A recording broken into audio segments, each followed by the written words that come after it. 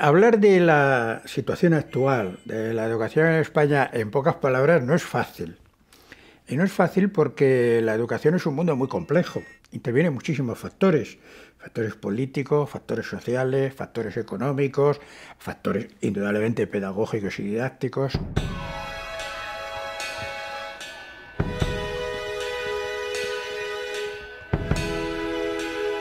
Los especialistas suelen utilizar dos instrumentos que yo creo que son válidos a la hora de evaluar un sistema educativo. Es decir, bueno, ¿cómo está este sistema educativo? Que esa es la pregunta. Y uno es hacer una comparación interna del sistema educativo en relación con su pasado más reciente. ¿Para qué? Pues para saber si efectivamente, en el caso español, estamos mejor que hace 30 años, por ejemplo, tomando como referencia la democracia española, o estamos peor o estamos igual.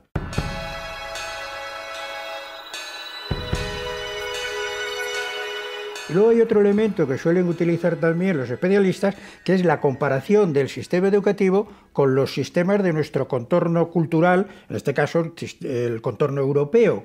¿Para qué? Pues porque podríamos llegar a la conclusión de decir, estamos bastante bien en relación a hace 30 años, pero si nos comparamos, como creo que debemos, con los mejores sistemas educativos europeos, pues nos podemos encontrar con que el sistema español pues es mediocre o incluso malo en relación a otros sistemas que son muy buenos. Actualmente hay un consenso general en España que los problemas que tenemos son enormes.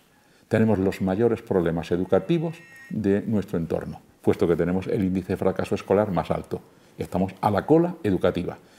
Por tanto, tenemos una cantidad enorme de decenas de miles de alumnos que son escolarmente fracasados.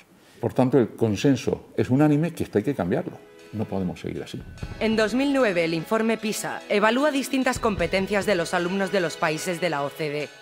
La puntuación de los alumnos españoles sitúa a España en conjunto ligeramente por debajo de la media de la OCDE.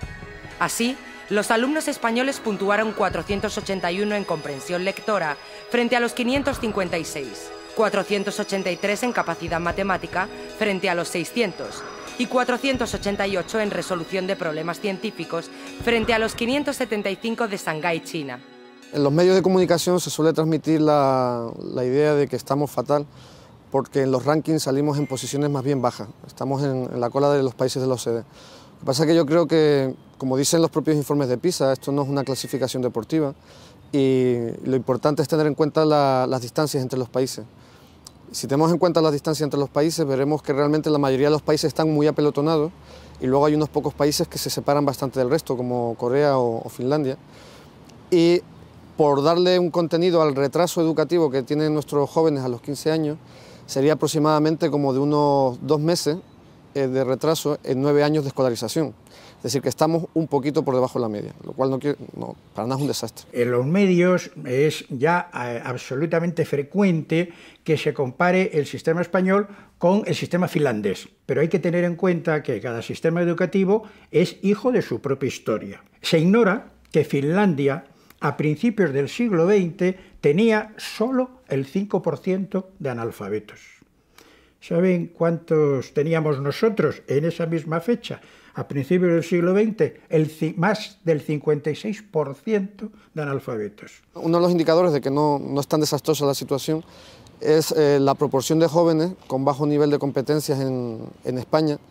Es similar a la que hay en Alemania, en Reino Unido o en Francia o en el conjunto de la OCDE, 1 de cada 5. Y es malo que haya 1 de cada 5, pero es que estamos en promedios internacionales. Realmente donde nos apartamos es en la excelencia. El porcentaje de chicos y chicas que tenemos en niveles altos es más pequeño y eso es lo que nos hace que luego en conjunto estemos un poquito por abajo. Y luego hay elementos positivos en los que no se habla tanto y es que en el conjunto de países de la OCDE los jóvenes de orígenes populares en España son los que están consiguiendo mejores rendimientos, ¿vale? Y son de los que menos se apartan de las familias de alto origen social. Y eso hace que en términos equitativos el sistema español sea más justo, porque los chicos de malos orígenes sociales, digamos, de orígenes sociales más deprivados, lo están haciendo mejor que los que lo hacen en otros países de nuestro entorno. A mí lo que más me preocupa del momento actual es que parecía que finalmente estábamos entrando en una senda de mejora, en una serie de indicadores básicos, aparte de los de cobertura, que ya lo habíamos conseguido, pero en indicadores que son un poco más cualitativos, ¿no? Y justo en este momento llegan pues, todo un conjunto de recortes que uno entiende que se produzcan en la situación económica que hay, pero que claro, las prioridades que se asignan a qué se recorta, de qué manera y con qué efectos, pues yo creo que ponen muy en riesgo la continuidad de esa línea de mejora que yo creo que llevábamos, ¿no? Problemas, sí, tenemos problemas importantes y problemas que realmente son preocupantes. Yo le voy a señalar 4 grandes problemas. No es que no haya más, hay más, pero en el orden de prioridades, primer problema, el fracaso escolar. Segundo problema, el abandono escolar temprano. Tercer problema, del que se habla muy poco, pero un verdadero problema, la desigualdad territorial en materia de educación. Es decir, que no se distribuye la educación con la misma oportunidad en unas comunidades que en otras. Hablaremos de eso. Y cuarto, que aunque esté el cuarto, quizás sea el primero, nos falta una política seria y rigurosa de formación del profesorado. En el año 2009, España alcanzó una tasa de fracaso escolar del 26,5% según el informe PISA. Países como Bélgica, Francia o Italia alcanzaron porcentajes inferiores, del 12, 12,3 y 18,2 respectivamente. Solo Malta y Portugal tienen tasas de fracaso escolar más altas. En abandono escolar temprano, también España está por encima de la media europea, con un 31% frente al 14,4% de promedio. Se suele manejar 2 conceptos diferenciados: fracaso escolar y abandono educativo temprano. El abandono educativo temprano es un concepto de la Unión Europea, de la OCDE también, y se basa en una encuesta que no es educativa, que es la EPA, la encuesta de población activa, que a través de un procedimiento muestral, pero sumamente estandarizado, con una metodología igual en todos los países, calcula el porcentaje de jóvenes de 18 a 25 años que no estudian y que no tienen un título post-obligatorio. Da igual que trabajen o no. No importa que tengan la ESO aprobada, tienen que tener FP de grado medio o bachiller. Si no, se considera que es un abandono temprano. Entonces, si no tienes eso, no vas a poder insertarte socialmente adecuadamente. No ya por el desarrollo personal, que es el fin fundamental de la educación, sino porque no vas a poder ni entender la sociedad, ni tomar decisiones, ni insertarte laboralmente. Ese es el concepto de abandono educativo temprano. Y nosotros tenemos tasas, hasta hace poquito, que duplicaban las tasas europeas. Respecto del abandono educativo temprano, pues en España, ¿por qué lo tenemos? Los chicos abandonaban, tienen unos sesgos muy claros. Quienes forman parte del abandono educativo temprano en España son fundamentalmente varones y además están repartidos fundamentalmente en comunidades autónomas del sur, de Andalucía y del arco mediterráneo. Y los chicos abandonaban los centros educativos porque encontraban trabajos y se decía que el fracaso escolar era éxito social. España, en torno a este periodo democrático, ha oscilado unas cifras de fracaso en torno al 30%. Esto es una barbaridad. Un tercio de los adolescentes ya prácticamente españoles no consiguen el título de graduado. Y el título de graduado tiene una particularidad que no tiene en casi ningún país de Europa, y es un título que es clave en el sistema educativo. El que lo obtiene puede pasar a hacer estudios de bachillerato o de formación profesional, pero el que no lo obtiene queda fuera automáticamente del sistema educativo. Esto es una barbaridad. Si tienes ahí un potencial de gente que podría ser empleo cualificado y que los estás convirtiendo en empleo no cualificado, debido a las trabas que les estás poniendo en su formación, ¿no?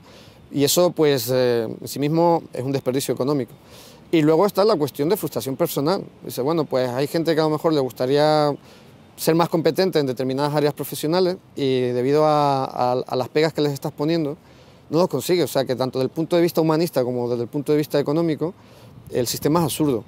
Entonces la cuestión es cómo hemos llegado a este sistema absurdo. O sea, y por qué no se ha hecho el diagnóstico de que el sistema es absurdo, que eso a mí es lo que más me llama la atención, ¿no?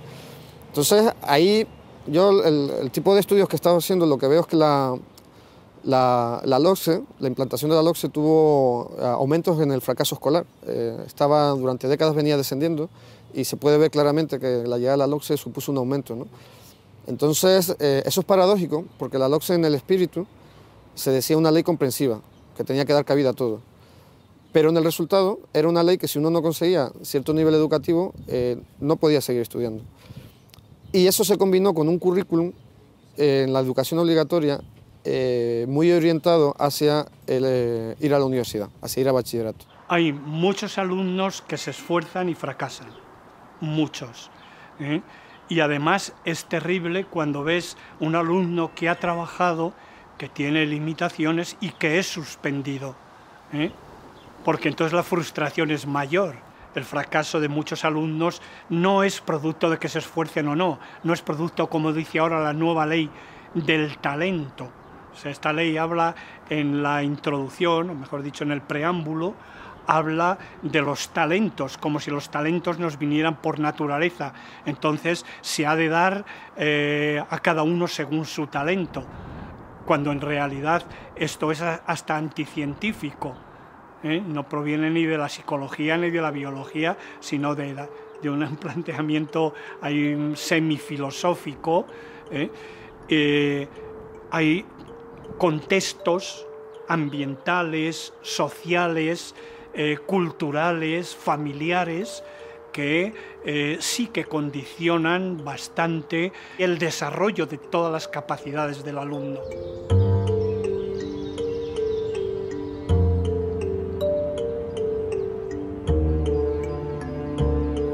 La fotografía que en este momento tenemos es que existe más diferencia entre las 17 comunidades que existen en España que las diferencias que puede haber entre los distintos países de la Unión Europea.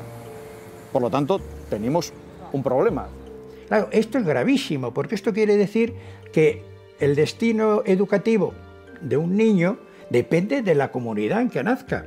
Las diferencias entre el norte y el sur en Italia también son muy altas. En Bélgica también las diferencias entre los valones y los flamencos también son muy altas. En Alemania también son muy altas. Es decir, las diferencias que hay internas dentro de los países, cuando se ven distintos países, son tan altas como las que hay entre países, que eso no es una excepcionalidad española. Pero lo bueno además es que cuando uno mira en perspectiva histórica, ve que los desiguales resultados que hay hoy en día están muy marcados por la inercia histórica. Y si hay desigualdades en comunidades autónomas, después de la descentralización en política educativa, son desigualdades que son iguales, incluso menores, que las que había cuando el sistema educativo estaba centralizado.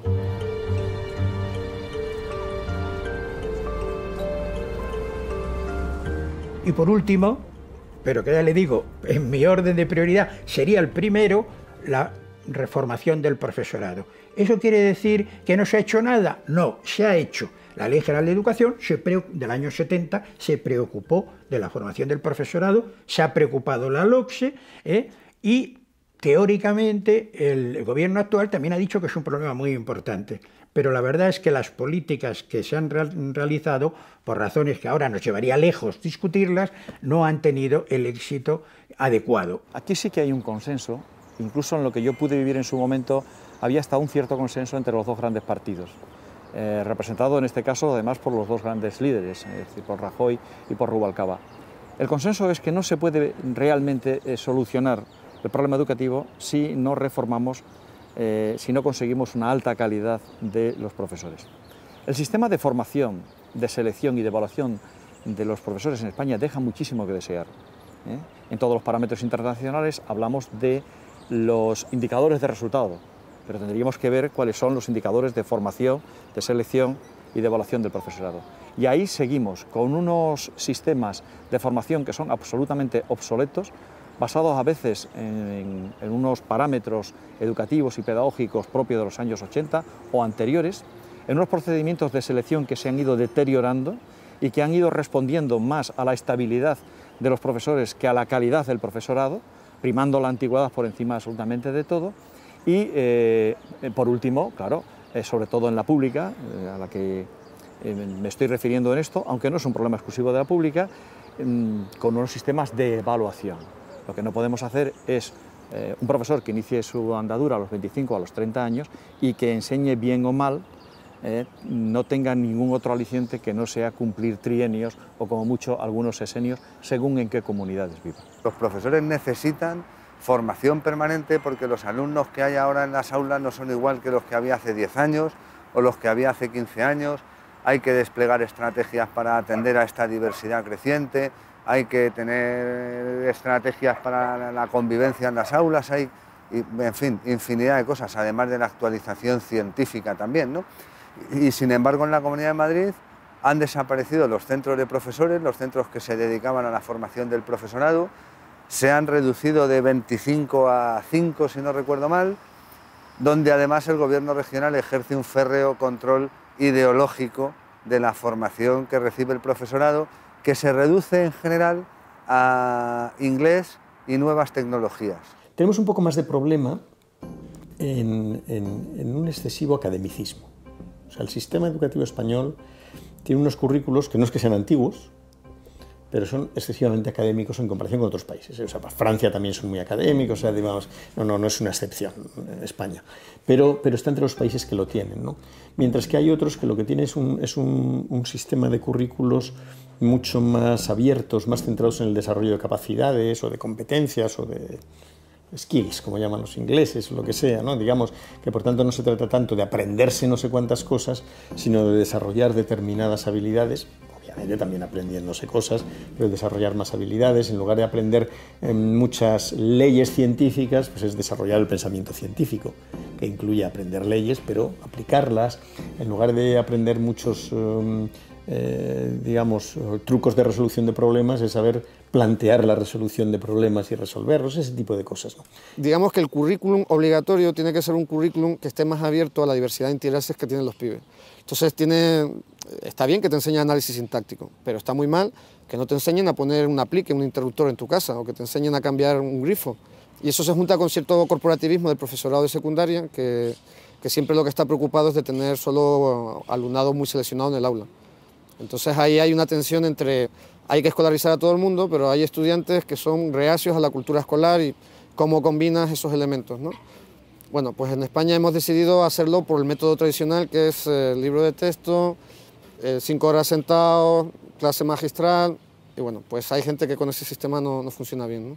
Pero la pedagogía dominante, que es una pedagogía transmisiva, autoritaria, impositiva, donde domina la palabra magistral del profesor, entonces se pide a cambio de que estudies, de que te esfuerces, se exige que te esfuerces, ¿no? En función de un premio externo, no en función del placer de aprender. Que creo que es lo que la escuela no debería nunca limitar, sino que es lo que debería potenciar.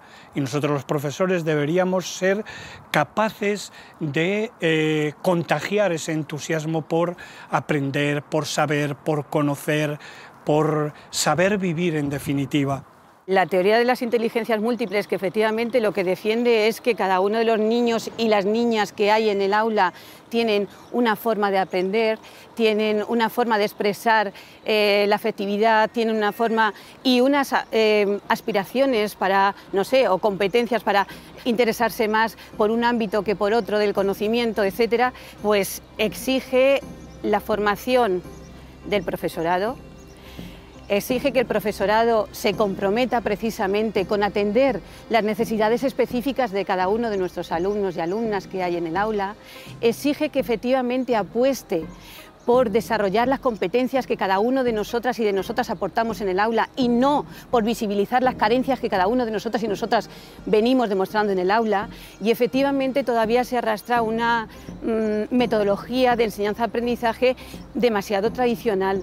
Y ahí yo creo que sí, que nuestro sistema no es que esté anticuado, pero está entre los más académicos y yo creo que no vendría mal que lo hiciéramos de otro modo. Pero ahí tenemos un peso de una tradición tan fuerte que yo creo que es muy complicado, ¿no? Cuando ahora mismo hay debate sobre el sistema educativo español, prácticamente todos los medios de prensa enseguida sale, no, claro, es que los alumnos se saben los ríos, no se saben los ríos, se saben no sé qué, se saben no sé qué. Y es como si el inconsciente colectivo español pidiese que eso es lo que hay que hacer en las escuelas. El informe PISA también analiza las estrategias de aprendizaje de los estudiantes de la OCDE.